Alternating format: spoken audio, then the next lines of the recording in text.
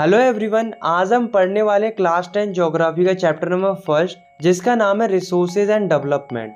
ये जो चैप्टर है वो बाकी बहुत ही इंटरेस्टिंग चैप्टर है। हम इसी विजुअल्स और एनिमेशन की मदद से बहुत ही इंटरेस्टिंग वे में कंप्लीट करेंगे। तो चलिए स्टार्ट करते हैं।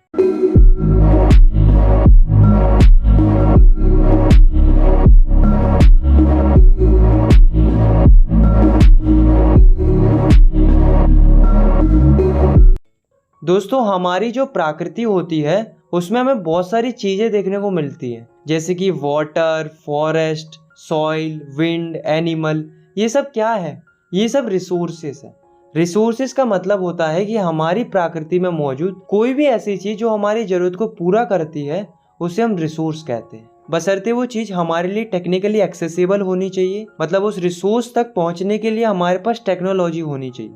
दूसरी, इकोनॉमिकली फीजिबल होनी चाहिए, मतलब उस रिसोर्स से हमें इकोनॉमिकल प्रॉफिट होना चाहिए। तीसरी, कल्चरली एक्सेप्टेबल होनी चाहिए, मतलब लोगों को उस चीज से कोई नुकसान या चोट नहीं पहुंचनी चाहिए। अगर ये तीनों कंडीशन फॉलो होंगी तभी कोई चीज रिसोर्स मानी जाएगी, अदरवाइज नहीं मानी जाएगी। तो हम लिख सकते हैं, everything available in our environment which can be used to satisfy our needs provided it is technically accessible, economically feasible and culturally acceptable, it is called a resource। आया समझ में? अब आप इस डायग्राम को देखो जो कि आपकी बुक में दिया गया है, जिसमें ऊपर की साइड नेचर है, इधर है टेक्नोलॉजी, इधर है इंस्टीट्यूशंस और सेंटर में ह्यूमन बींग्स। तो ये डायग्राम बेसिकली दो चीजें बता रहा है। पहली कि जो ये टेक्नोलॉजी, नेचर और इंस्टीट्यूशंस होते हैं वे आपस में इंटरडिपेंडेंट होते हैं। दूसरी कि जो ये ह्यूमन बींग्स होते हैं वे टेक्नोलॉजी की मदद से इंटरेक्ट करते हैं नेचर के साथ और डेवलप करते हैं इंस्टीट्यूशंस को, जिससे क्या होता है कि पैसे आते हैं और पूरी कंट्री का इकोनॉमिकल डेवलपमेंट होता है। Classification of resources. रिसोर्सेज को 4 तरीकों से क्लासिफाई किया गया है, मतलब कि रिसोर्सेज को 4 तरीकों से बांटा गया है। On the basis of origin, on the basis of exhaustibility, on the basis of ownership and on the basis of status of development. तो सबसे पहले हम बात करते हैं on the basis of origin. तो ओरिजिन के आधार पर रिसोर्सेज 2 प्रकार की होती है। पहली बायोटिक रिसोर्सेज और दूसरी अबायोटिक रिसोर्सेज। बायोटिक रिसोर्सेज वो रिसोर्सेज होती हैं जो बायोस्फीयर में मिलती हैं और उनके पास लाइफ होती है, जैसे कि plants, animals, fishes, human beings etcetera. ये सब बायोटिक रिसोर्सेज होती हैं क्योंकि इनके पास लाइफ होती है। तो हम लिख सकते हैं, the resources which are obtained from biosphere and contain life are called biotic resources. Next है अबायोटिक रिसोर्सेज। तो अबायोटिक रिसोर्सेज वो रिसोर्सेज होती हैं जो नॉन लिविंग थिंग से बनी हुई होती है, मतलब जिनके पास लाइफ नहीं होती है। For example rocks, metals, water, soil, minerals etcetera. ये सब अबायोटिक रिसोर्सेज होती है क्योंकि इनके पास लाइफ नहीं होती।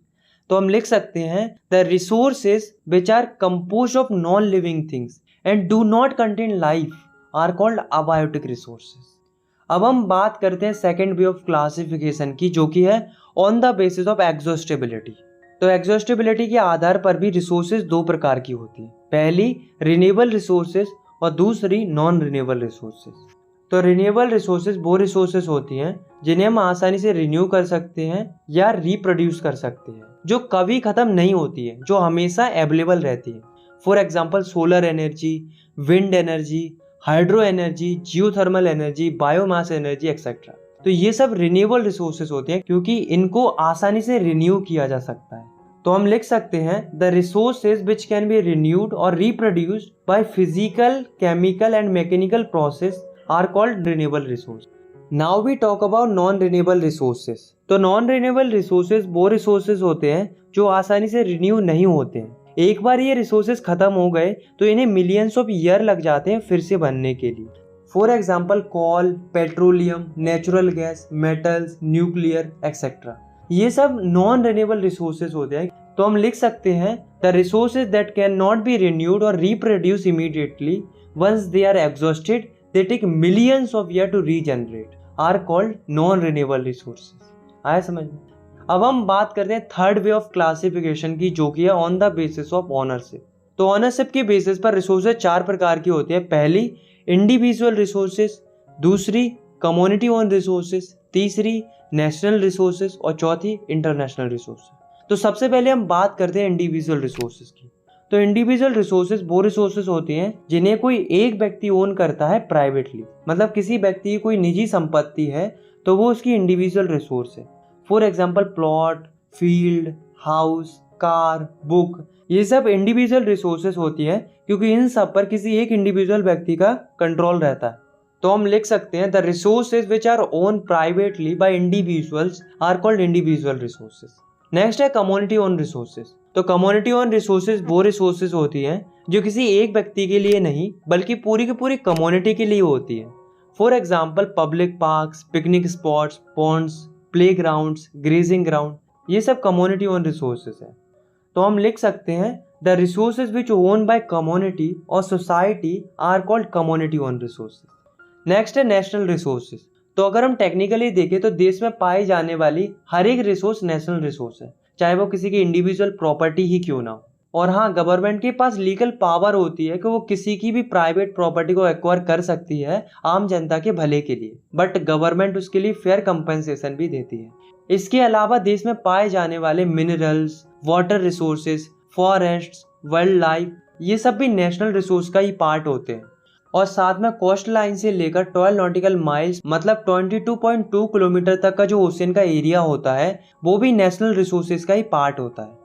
तो हम लिख सकते हैं all the resources which are under the control of state and union government are called national resources. मतलब ऐसी रिसोर्सेज जो देश की गवर्नमेंट के कंट्रोल में रहती है उन्हें हम नेशनल रिसोर्सेज कहते हैं। नेक्स्ट है इंटरनेशनल रिसोर्सेज। तो इंटरनेशनल रिसोर्सेज वो रिसोर्सेज होती हैं जिन पर किसी एक देश का कंट्रोल नहीं होता है, ना ही कोई एक देश अपनी मर्जी से इन रिसोर्सेज का इस्तेमाल कर सकता है।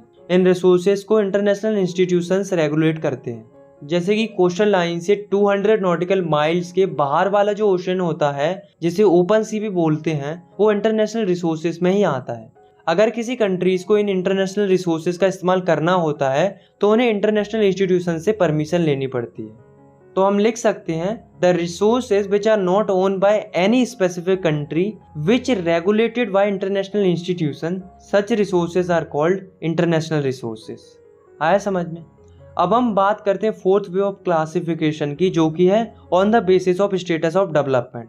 तो स्टेटस ऑफ डेवलपमेंट के बेसिस पर रिसोर्सेज 4 प्रकार की होती है। पहली पोटेंशियल रिसोर्सेज, दूसरी डेवलप्ड रिसोर्सेज, तीसरी स्टॉक और चौथी रिजर्व। तो सबसे पहले हम बात करते हैं पोटेंशियल रिसोर्सेज की।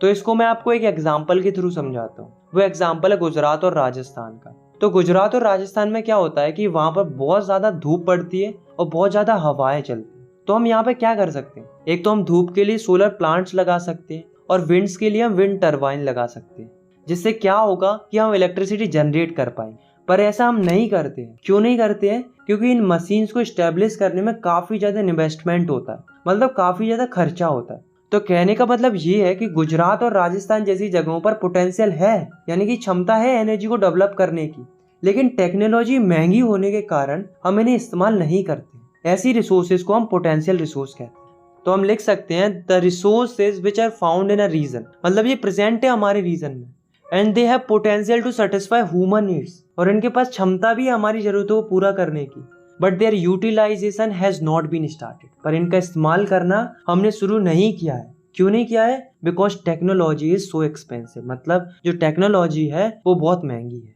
आए समझ में? इसका एग्जाम्पल हम लिख सकते हैं Gujarat and Rajasthan have potential for solar and wind energy. Next है हमारा डेवलप्ड रिसोर्सेज।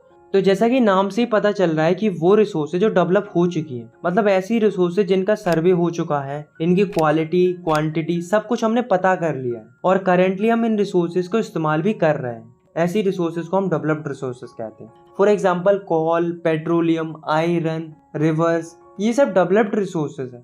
तो हम कह सकते हैं the resources which are surveyed and their quality and quantity has been determined for utilization and they are currently used by humans. Such resources are called developed resources. Next है हमारा stock resources. इसको मैं आपको एक example के through समझाता हूँ। जैसे कि जो वाटर होता है यानी कि पानी होता है, वो दो चीज़ों से मिलकर बना होता है, H2 यानी कि हाइड्रोजन और O2 यानी कि ऑक्सीजन। ये दोनों ही हमारे लिए बहुत ही ज़रूरत की चीज़ें हैं। हाइड्रोजन एक अच्छा फ्यूल है और ऑक्सीजन तो तुम्हें पता ही है इंसानों के लिए कितनी ज़रूरत की चीज़ है। तो ये दोनों हमारे लिए बहुत ही अच्छे रिसोर्स बन सकते हैं, लेकिन अफसोस हमारे पास कोई ऐसी टेक्नोलॉजी ही नहीं है कि हम वाटर में से इन दोनों रिसोर्सेज को एक्सट्रैक्ट कर पाएँ। तो कहने का मतलब ये है कि ऐसे रिसोर्सेज जिनके पास पोटेंशियल तो है इंसानी जरूरतों को पूरा करने का, लेकिन उन रिसोर्सेज को एक्सेस करने के लिए हमारे पास टेक्नोलॉजी ही नहीं है, ऐसी रिसोर्सेज को हम स्टॉक रिसोर्सेज कहते हैं। तो हम लिख सकते हैं the resources which have potential to satisfy human needs but there is no appropriate technology to access them. इसका example extracting O2 and H2 from H2O। Last है हमारा रिजर्व रिसोर्सेज। तो रिजर्व रिसोर्सेज वो रिसोर्सेज होती हैं जिनको utilise करने के पास हमारे पास टेक्नोलॉजी है, पर हम इन रिसोर्सेज का इस्तेमाल जानबूझकर नहीं करते। हमने इन रिसोर्सेज को रिजर्व करके रखा है फ्यूचर की जरूरतों के लिए। फॉर एग्जाम्पल जो डैम्स के अंदर पानी होता है और जो फॉरेस्ट होते हैं उन्हें हमने रिजर्व करके रखा है फ्यूचर के लिए। हम इन रिसोर्सेज को थोड़ा बहुत ही यूज करते हैं ताकि जब फ्यूचर में जरूरत पड़े तब हम इन्हें आसानी से यूज कर सकें। तो हम लिख सकते हैं the resources which can be utilized with the help of existing technology but we do not use them because we keep them for future requirements. आया समझ में? नेक्स्ट टॉपिक है हमारा डेवलपमेंट ऑफ रिसोर्सेज। दोस्तों हम ये बात तो जानते हैं कि जो रिसोर्सेस हैं वो हमारे लिए कितनी ज़रूरी है, क्योंकि ये हमारी नीड्स को सेटिस्फाई करती है, यानी कि हमारी ज़रूरतों को पूरा करती है। लेकिन दोस्तों इंसानों ने क्या किया है कि इन रिसोर्सेज को इनडिस्क्रिमिनेट तरीके से यूज़ किया है, यानी कि इन रिसोर्सेज को अंधाधुंध तरीके से इस्तेमाल किया है, जिस वजह से हमें आज के समय में कई सारी प्रॉब्लम्स देखने को मिल रही हैं। अब क्या क्या प्रॉब्लम्स देखने को मिल रही हैं, चलिए देखते हैं। Problem caused by indiscriminate use of resources. तो बेसिकली हमें 3 प्रॉब्लम्स फेस करनी पड़ रही हैं, जिसमें से पहली प्रॉब्लम है कि कुछ लालची लोगों ने अपने फायदे के लिए इन रिसोर्सेज का ओवर यूज किया है, जिस वजह से जो रिसोर्सेज हैं वो खत्म होती जा रही हैं। दूसरी प्रॉब्लम है कि जो रिसोर्सेज हैं वो कुछ ही लोगों के पास पहुंचती जा रही हैं, जिस वजह से जो सोसाइटी है वो 2 हिस्सों में बंट गई है, रिच और पुअर, यानी कि अमीर और गरीब। आप खुद ही सोचो ना कि जिसके पास ज़्यादा रिसोर्सेज होंगी वो अमीर होता जाएगा और जिसके पास कम रिसोर्सेज होंगी वो गरीब होता जाएगा। बस इसी तरह से जो समाज है वो 2 हिस्सों में बढ़ती जा रही है। तीसरी प्रॉब्लम है कि रिसोर्सेज के ओवर एक्सप्लॉयटेशन की वजह से हमें कई सारे इकोलॉजिकल क्राइसिस से गुजरना पड़ रहा है, जैसे कि global warming, ozone layer depletion, pollution, land degradation etcetera. अब दोस्तों सवाल ये उठता है कि क्या कोई ऐसा तरीका है जिससे हम रिसोर्सेज को बचा सकते हैं? तो इसके लिए एक टर्म इंट्रोड्यूस हुआ, एक कंसेप्ट आया जिसका नाम है सस्टेनेबल डेवलपमेंट। तो सस्टेनेबल डेवलपमेंट क्या कहता है कि रिसोर्सेज का इस्तेमाल करो, बेशक करो, पर इस तरीके से करो कि जो हमारा इन्वायरमेंट है वो डैमेज ना हो और जो आने वाली फ्यूचर जनरेशंस है उनके लिए भी रिसोर्सेज बची रहे। तो हम सस्टेनेबल डेवलपमेंट को कुछ इस तरीके से लिख सकते हैं, the resources should be used in such a way that our environment is not damaged and the needs of future generations are not compromised. This called a sustainable development. अब दोस्तों सवाल ये उठता है कि जो ये सस्टेनेबल डेवलपमेंट का जो आइडिया था वो आया कहाँ से, इसकी शुरुआत कहाँ से हुई? तो हुआ क्या था कि 1992 में एक मीटिंग हुई थी जिसका नाम था रियो डे जेनेरियो अर्थ समिट। ये दुनिया का पहला इंटरनेशनल अर्थ समिट था। ये कहाँ पर हुआ था? तो ये ब्राजील में एक जगह है रियो डे जेनेरियो, वहां पर ये मीटिंग हुई थी। इस मीटिंग में 100 से ज्यादा देशों ने भाग लिया था। अब दोस्तों रीजन क्या था इस मीटिंग को करने का? तो रीजन था कि कैसे हम इन्वायरमेंट को प्रोटेक्ट कर सकते हैं और जो इन्वायरमेंट से रिलेटेड जितनी भी समस्या है उनका क्या क्या समाधान हो सकता है, इस चीज पर डिस्कशन करना, ताकि विश्व स्तर पर सोशियो इकोनॉमिक डेवलपमेंट हो सके। तो ये रीजन था और इसके लिए मीटिंग होती है, सभी आपस में डिस्कशन करते हैं और अपने अपने विचार रखते हैं। इसके बाद इस मीटिंग का रिजल्ट आता है। तो रिजल्ट क्या आता है देखो, पहला, सारे देश मिलकर जंगलों को प्रोटेक्ट करने के लिए ग्लोबल फॉरेस्ट प्रिंसिपल्स पर सहमति जताते, मतलब सारे देशों के लीडर ये सहमति जताते हैं कि हम जंगलों का सस्टेनेबल तरीके से इस्तेमाल करेंगे और जंगलों की रक्षा करेंगे। दूसरा, ये सारे देशों के लीडर सस्टेनेबल डेवलपमेंट के लिए एजेंडा 21 को अपनाते हैं। अब सवाल ये उठता है कि ये एजेंडा 21 क्या था? तो एजेंडा 21 बेसिकली कुछ नहीं था, एक डिक्लेरेशन था, यानी कि एक घोषणा पत्र था जिसमें एनवायरनमेंट की जो अलग अलग प्रॉब्लम्स थी जो कि इंसानों ने क्रिएट की थी उनको कैसे खत्म करना है और एनवायरनमेंट को कैसे बचाना है, इस चीज पर एक ब्लूप्रिंट था। तो आया समझ में कि क्या था एजेंडा 21। नेक्स्ट टॉपिक है हमारा रिसोर्स प्लानिंग। तो जैसा कि आपको नाम से ही पता चल रहा है कि रिसोर्स प्लानिंग का मतलब होता है रिसोर्सेज की प्लानिंग करना, मतलब रिसोर्सेज को सही ढंग से इस्तेमाल करना। अब दोस्तों एक क्वेश्चन अराइज होता है कि रिसोर्स प्लानिंग करने की ज़रूरत क्या है हमें?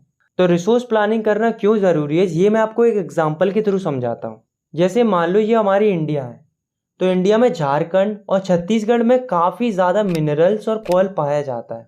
सिमिलरली अगर हम बात करें राजस्थान की, तो राजस्थान में सोलर एंड विंड एनर्जी काफ़ी मात्रा में है, लेकिन वहाँ पर पानी की कमी है। और वहीं अगर हम बात करें अरुणाचल प्रदेश की, तो वहाँ पर पानी तो बहुत है लेकिन इंफ्रास्ट्रक्चर की कमी है। तो कहने का मतलब ये है कि हमारे यहाँ रिसोर्सेज तो बहुत है लेकिन वो अनइवन तरीके से डिस्ट्रीब्यूटेड है। तो ऐसे में रिसोर्स प्लानिंग करना बहुत ही ज़्यादा ज़रूरी हो जाता है, ताकि जहाँ जहाँ जिस रिसोर्स की कमी है वहाँ उस रिसोर्स को पहुँचा पाए, ताकि किसी एक रीजन का नहीं बल्कि पूरी कंट्री का डेवलपमेंट हो सके। Resource planning in India.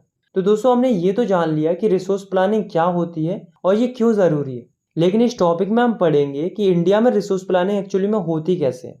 तो देखो, रिसोर्स प्लानिंग करने के 3 स्टेप्स होते हैं। पहला स्टेप होता है identification and inventory of resources. इस स्टेप में हम क्या क्या करते हैं, देखो, सबसे पहले हम रिसोर्सेज के लिए सर्वे करते हैं। उसके बाद कहाँ कौन सी रिसोर्स प्रेजेंट है इसके लिए हम मैपिंग करते हैं।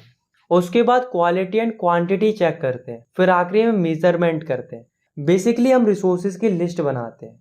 सेकेंड स्टेप होता है हमारा इवॉल्विंग अ प्लान स्ट्रक्चर। अब हमने रिसोर्सेज से रिलेटेड सारी रिसर्च वगैरह कर ली, हमें ये पता चल गया कि कहाँ कौन सी रिसोर्स प्रेजेंट है।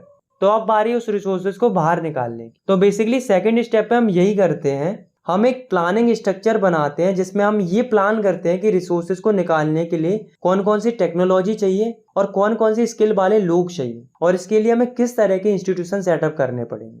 थर्ड स्टेप होता है हमारा matching the resources plans with overall national development plans. मतलब इस स्टेप में हम ये चेक करते हैं कि हमने जो रिसोर्स प्लान बनाया है वो क्या नेशनल डेवलपमेंट प्लान से मैच भी कर रहा है या नहीं कर रहा है, क्योंकि हमारा मेन एम यही होता है कि हम जिन रिसोर्सेज को निकाल रहे हैं उनसे हमारी कंट्री का ओवरऑल डेवलपमेंट होना चाहिए, ना कि नुकसान होना चाहिए। तो दोस्तों अभी तक हम ये तो जान चुके हैं कि रिसोर्स प्लानिंग कैसे होती है, और हम ये भी जान चुके हैं कि जो रिसोर्सेज होती हैं वो हमारे लिए कितनी ज़रूरी होती है। लेकिन दोस्तों जितनी ज़रूरी रिसोर्सेज होती हैं उतनी ही ज़रूरी टेक्नोलॉजी भी होती है, क्योंकि रिसोर्सेज का इस्तेमाल अच्छे से हम तभी कर पाएंगे जब हमारे पास टेक्नोलॉजी होगी, तभी हम उन्हें अच्छे से एक्सट्रैक्ट और डेवलप कर पाएंगे। दोस्तों आप ये बात तो जानते ही होंगे कि हमारे इंडिया के ऊपर 1947 से पहले ब्रिटिशर्स का रूल था।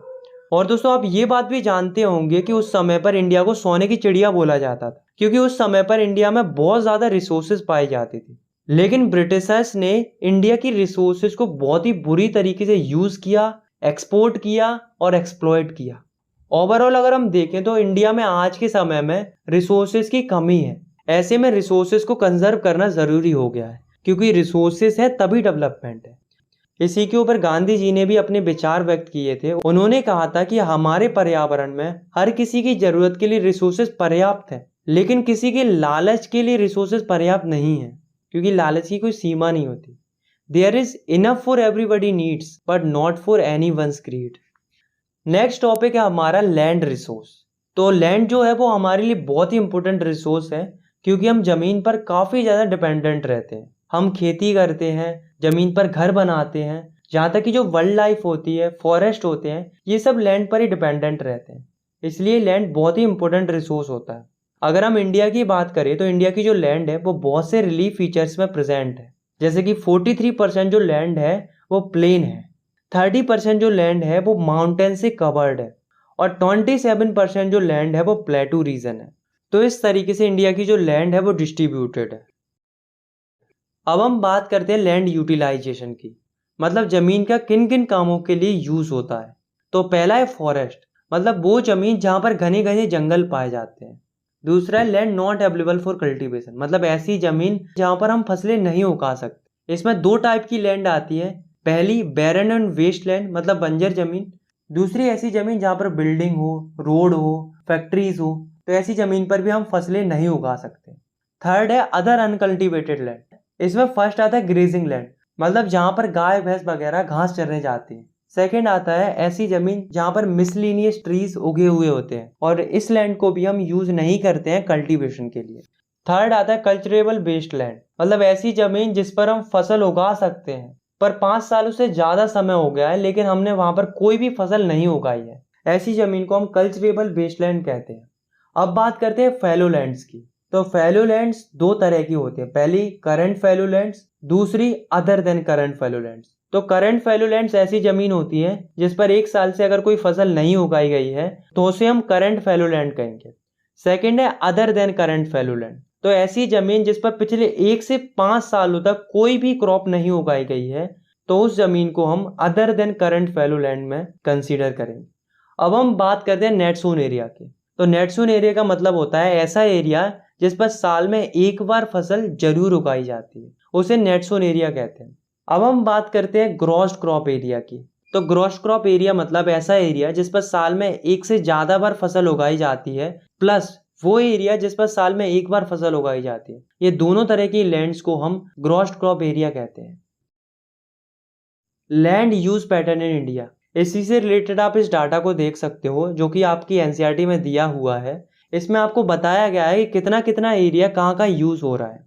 इस तरफ 90, 60, 61 का डाटा दिया हुआ है और इस तरफ 2014-15 का डाटा दिया हुआ है। इसको केवल आपको देखना है, इसको याद करने की कोई ज़रूरत नहीं है, बाकी आपकी मर्जी है, करना हो तो कर लेना। हमारी इंडिया का टोटल जोग्राफिकल एरिया है 3.28 मिलियन स्क्वायर किलोमीटर, ये तो हम जानते हैं।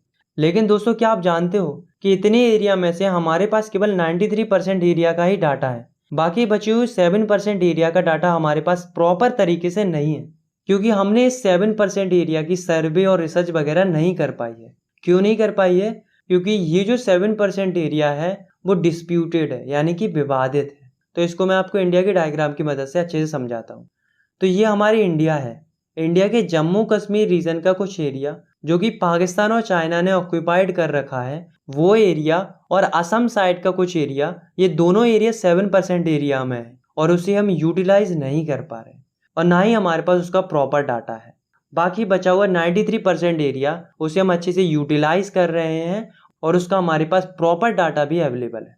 अब हम बात करते हैं नेट सोन एरिया की। तो इंडिया के अंदर जो नेट सोन एरिया है वो स्टेट टू स्टेट वेरी करता है। जैसे कि अगर हम बात करें पंजाब और हरियाणा की, तो वहाँ पर जो नेट सोन एरिया है वो 80% से भी ज़्यादा है। मतलब पंजाब और हरियाणा में 80% से भी ज़्यादा ज़मीन पर खेती होती है। वहीं अगर हम बात करें अरुणाचल प्रदेश, मिजोरम, मणिपुर एंड अंडमान निकोबार आइलैंड की, तो इन जगहों पर जो खेती होती है वो 10% से भी कम होती है। यानी कि इन जगहों का जो नेट सोन एरिया है वो 10% से भी कम है। तो कहने का मतलब ये है कि इंडिया का जो नेट सोन एरिया है वो हर एक स्टेट के अंदर बहुत ज़्यादा वेरी करता है। मतलब किसी स्टेट में बहुत ज़्यादा फसल उगाई जाती है तो किसी स्टेट में बहुत कम फसल उगाई जाती है। तो हम लिख सकते हैं the pattern of net sown area varies greatly from one state to another state. आया समझ में? अब हम बात करते हैं फॉरेस्ट एरिया की। तो आप इस डाटा को फिर से देखो। इसमें अगर आप नोटिस करो तो आप देखोगे कि 90, 60, 61 में जो फॉरेस्ट थे वो जस्ट 18.11% थे। वहीं अगर हम बात करें 2014-15 की, तो इस समय पर जो फॉरेस्ट थे वो थे 23.3%। इसका मतलब क्या है कि जो फॉरेस्ट है वो इंक्रीज हुए। तो आप लोग कहोगे कि ये तो अच्छी बात है, लेकिन दोस्तों जिस हिसाब से फॉरेस्ट बढ़ने चाहिए उस हिसाब से बढ़े नहीं। ये 23.3% एरिया में जो फॉरेस्ट है वो हमारे लिए काफ़ी नहीं है, क्योंकि नेशनल फॉरेस्ट पॉलिसी के अनुसार किसी भी देश के अंदर फॉरेस्ट एरिया 33% होना चाहिए। तो देखो फॉरेस्ट एरिया होना कितना चाहिए? 33%, लेकिन है कितना? 23.3%। इसका मतलब फॉरेस्ट एरिया बहुत कम है। अभी भी हमें और पेड़ लगाने की ज़रूरत है। अब क्वेश्चन ये अराइज होता है कि 33% फॉरेस्ट एरिया होना क्यों ज़रूरी है? तो इसके दो रीज़न है। पहला, इकोलॉजिकल बैलेंस बनाए रखने के लिए ज़रूरी होते हैं। दूसरा, ऐसे कई सारे लोग होते हैं जो जंगलों के आसपास रहते हैं, उनका जो जीवन होता है वो काफ़ी ज़्यादा डिपेंडेंट रहता है जंगलों पर, इसलिए पर्याप्त मात्रा में जंगलों का होना ज़रूरी हो जाता है। Land degradation and conservation measures. दोस्तों समय के साथ साथ क्या हो रहा है कि जो हमारी लैंड है वो खराब होती जा रही है, यानी कि लैंड डिग्रेड होती जा रही है। इसी को लैंड डिग्रेडेशन बोला जाता है, यानी कि जमीन का खराब होना। तो हम लिख सकते हैं the decline in the quality of land is known as land degradation. अब क्वेश्चन ये अराइज होता है कि लैंड डिग्रेडेशन हो क्यों रहा है? ऐसे कौन कौन से कारण है जिसकी वजह से जमीन खराब हो रही? चलिए जानते हैं कॉजेज ऑफ लैंड डिग्रेडेशन। तो पहला रीजन है डिफॉरेस्टेशन, यानी कि पेड़ों को काटना। तो बेसिकली झारखंड, छत्तीसगढ़, मध्य प्रदेश, इन स्टेट में सबसे ज्यादा पेड़ काटे जाते हैं माइनिंग के लिए। दूसरा है ओवर ग्रेजिंग। ओवर ग्रेजिंग का मतलब होता है कि जो कैटल्स होते हैं वो बहुत ज्यादा घास खा लेते हैं, जिस वजह से जो लैंड की टॉप मोस्ट लेयर होती है वो खराब हो जाती है। ओवर ग्रेजिंग मोस्टली दो जगहों पर सबसे ज्यादा होती है, मध्य प्रदेश और महाराष्ट्र। थर्ड है ओवर इरिगेशन।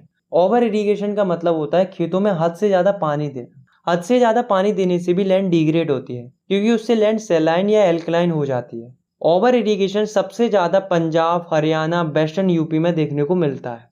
फोर्थ है cement industry generate huge amount of dust. मतलब होता क्या है कि जो सीमेंट इंडस्ट्रीज होती हैं उनमें काफ़ी ज़्यादा डस्ट निकलती है, क्योंकि बड़े बड़े पत्थरों को फोड़ा जाता है, जिस वजह से जो आसपास की ज़मीन होती है उस पर डस्ट इकट्ठी हो जाती है और वो लैंड खराब हो जाती है। फिफ्थ है इंडस्ट्रियल वेस्ट। तो जो बड़ी बड़ी इंडस्ट्रीज होती हैं उनका जो वेस्ट होता है उसे सीधा ही ज़मीन पे फेंक दिया जाता है, जिस वजह से वो लैंड कल्टीवेशन के मतलब की नहीं बचती। तो दोस्तों ये जो कारण हमने देखे हैं, इन्हीं कारणों की वजह से हमारी जो लैंड है वो खराब होती जा रही है। अब आप सोच रहे होंगे क्या कोई ऐसा तरीका है जिससे हम लैंड को डिग्रेड होने से बचा सकते हैं? ऑफ कोर्स है, बल्कि बहुत सारे तरीके हैं। चलिए जानते हैं conservation measures of land degradation. तो पहला है अफॉरेस्टेशन। अफॉरेस्टेशन का मतलब होता है पेड़ लगाना। पहले पेड़ काट रहे थे, अब पेड़ लगाना है। दूसरा है मैनेजमेंट ऑफ ग्रेजिंग लैंड, मतलब जो कैटल्स के लिए ग्रेजिंग लैंड होता है उसको प्रॉपर तरीके से मैनेज करना। तीसरा है प्रॉपर इरिगेशन, मतलब अगर पानी है तो उसे हद से ज़्यादा इस्तेमाल नहीं करना है इरिगेशन के लिए, जितनी ज़रूरत है उतना ही इस्तेमाल करना है। इसके लिए हम स्प्रिंकलर सिस्टम का भी यूज़ कर सकते हैं। चौथा है कंट्रोल माइनिंग एक्टिविटीज़, मतलब माइनिंग एक्टिविटीज़ को कंट्रोल करना। पांचवा है treating industrial waste before discharge, मतलब जो इंडस्ट्री से वेस्ट निकलता है उसे अच्छे से ट्रीट करना, उसके बाद उसे सही जगह पर और सही तरीके से डिस्चार्ज करना। तो ये तो थे कुछ कंजर्वेशन मेथड जिनका इस्तेमाल करके हम लैंड डिग्रेडेशन को रोक सकते हैं।